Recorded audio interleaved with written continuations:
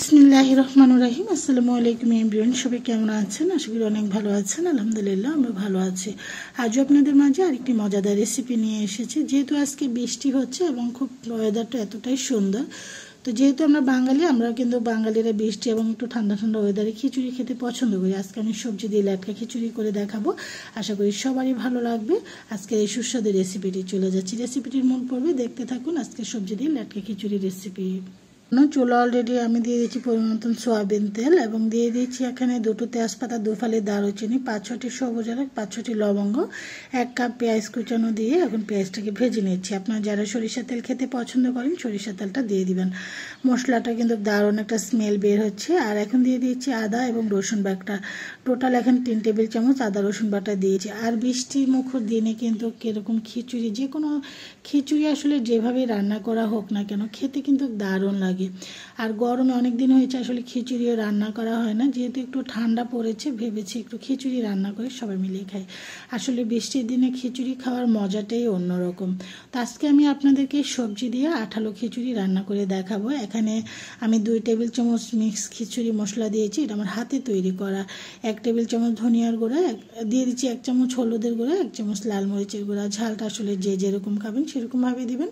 পরিমাণ মতন পানি দিয়ে এখন মশলাটাকে কষিয়ে নেব। আসলে খিচুড়ি এমন একটা খাবার, এটা অপছন্দ হয় এমন লোক কমই আছে। খিচুড়িটা আসলে সবাই খেতে পছন্দ করে। আমরা আসলে সবসময় বলি আর কি যে খিচুড়িটা বৃষ্টি বা গরমে, আসলে আমরা অনেক সময় গরমেও কিন্তু খিচুড়ি রান্না করে খেতে পছন্দ করি। কারণ খিচুড়ি যখন একটা খেতে ইচ্ছে হয় তখন কিন্তু আমরা যে কোনোভাবে, কেউ ভুনা, কেউ পাতলা, কেউ লেটকা, কেউ আঠালো, নানা ধরনের খিচুড়ি রান্না করে থাকি। তো আমি এখানে আলু এবং গাজর কিউব করে কেটে দিয়েছি। আপনারা অন্যান্য সবজি দিতে পারেন। তো আমার বাসায় যা যা সবজি ছিল আমি সেগুলো দিয়ে দিয়েছি। তো আমি এখানে আজকে রান্না করবো খিচুড়িটা হলো মুগ ডাল দিয়ে। মুগ ডাল এবং চালটা ধুয়ে রেখে দিয়েছি। তারপরে সবজিটা কষিয়ে নেওয়ার পরে আমি এখানে চালটা এবং ডালটা দিয়ে দিয়েছি। আপনারা যে কোনো ধরনের ডাল দিয়ে কিন্তু সুস্বাদু খিচুড়িটা রান্না করতে পারেন।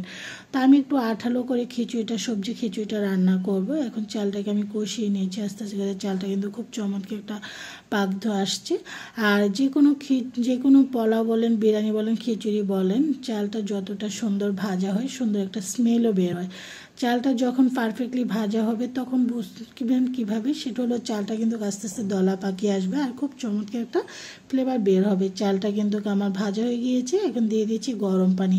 আমি গরম পানি অ্যাড করছি, আপনার নর্মাল পানিও দিতে পারেন। আমি গরম পানি করে রেখেছিলাম সেজন্য এটা অ্যাড করে দিয়ে এখন আবারও নেড়ে চেড়ে দিয়েছি। তো আমার বাসায় আসলে খিচুড়িটা সবাই মোটামুটি ভালোই পছন্দ করে, কম না, খারাপ না। বাচ্চারা তো খিচুড়ি খুবই পছন্দ করে ওরা। তো এখন স্বাদ অনুযায়ী লবণটা অ্যাড করছি, দিয়ে এখন পর্যন্ত পানি তো দিয়ে দিয়েছি, দিয়ে আবারও নেড়ে চেড়ে এখন ঢাকনা দিয়ে ঢেকে আমি হাই ফ্লেমে 10 মিনিট রান্না করব। আপনারা চাইলে এরকম ঠান্ডা ঠান্ডা বৃষ্টিময় দিনে সুস্বাদু খিচুড়িটা পরিবার পরিজনে উপভোগ করতে পারেন। 10 মিনিট পর ঢাকনাটা উঠিয়ে আপনাদেরকে দেখাচ্ছি। পানিটা কিন্তু আস্তে আস্তে কিন্তু টেনে আসছে আর কি। চালটাও কিন্তু টকবগে ফুটে উঠছে। তো আমি এখানে দিয়ে দিচ্ছি হলো কাঁচামরিচ, লালটা দিয়েছি, আপনারা সবুজটাও দিতে পারেন, কোনো সমস্যা নেই। আবার তো কাঁচামরিচের দাম বেড়ে গিয়েছে। তো আমার খিচুড়িটা হয়ে আসছে আস্তে আস্তে করে, ফ্লেভারটা কিন্তু দারুণ আসছে।